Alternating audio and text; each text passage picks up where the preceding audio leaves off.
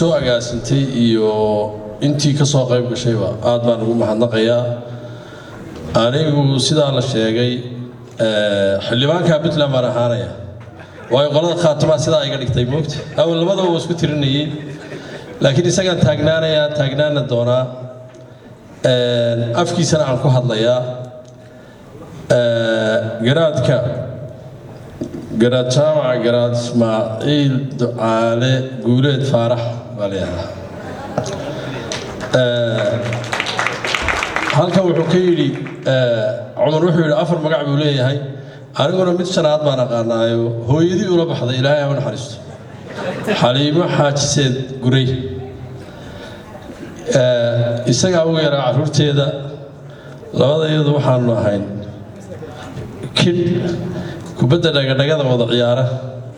jaamac Kennedy bay ula baxday marka anagu jaamac Kennedy baan u naqaanay markuu yaraa ka shanaadna ku dara in garaadka waxaan leeyahay soo dhow anigoo hadda iska dhigay reer Stockholm oo halkan maalmo ugu soo horeeyay isaguna kullay Ingiriisku igu soo dhaweyn lahaa halkaas hadda degan yahay soo dhaweyntaas kadib reer Stockholm aad baad ugu mahadsantihiin garaadka sida aad u soo camirteen iyo sida aad u soo dhaweyseen iyo sida aad marar badan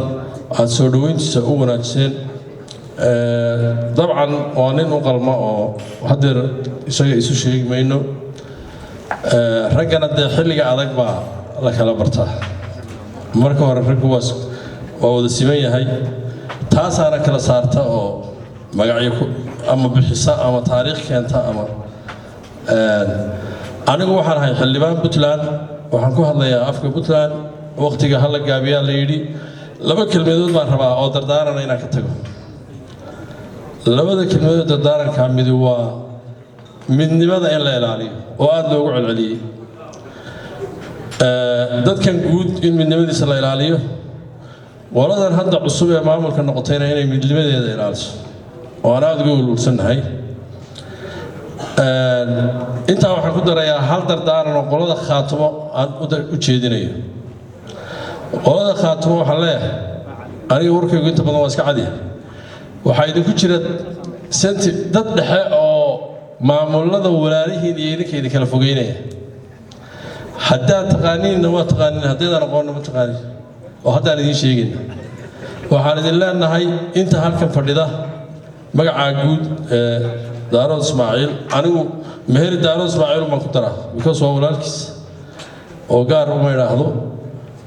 ma dhibaan oo awooyaasheena intaas inaad si gaar ah u ilaashtaan maamulka Puntland inaad si gaar ah u ilaashtaan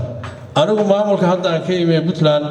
khaatimo wuxuu u yaqaanaa maamul ku soo biiray maamulada Soomaaliya oo dhameystiran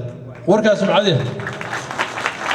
oo leeyahay khaatimo state of Soomaaliya ana afkeedii ku hadlay madaxweynaha afkiisa ku hadlay cid kasta afkeedii ku hadlay inta idinkuna inaad in leeg ilaashataan waxa kale ku sii darayaa Nasra Ismaaciil Haybe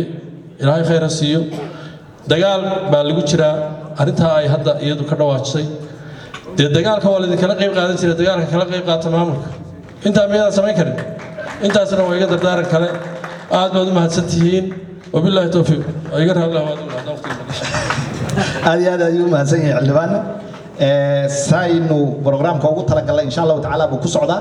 hadda waxa la gaaray xilliga cashada waynu cashaynaynaa kadib cashada kadib baanu garaadka insha Allah taala iyo odayaashu yaanu kalimad siinayna insha Allah taala maadaama la bilaabay garaadka cashadii hortaalo ma kama soo kicin karo marka hal cashayo insha Allah taala waynu waqtigan waynu ka faa'iideysanaynaa kalimaadkeena insha Allah taala wixii ka dhiman markaas aanu dhameystirnay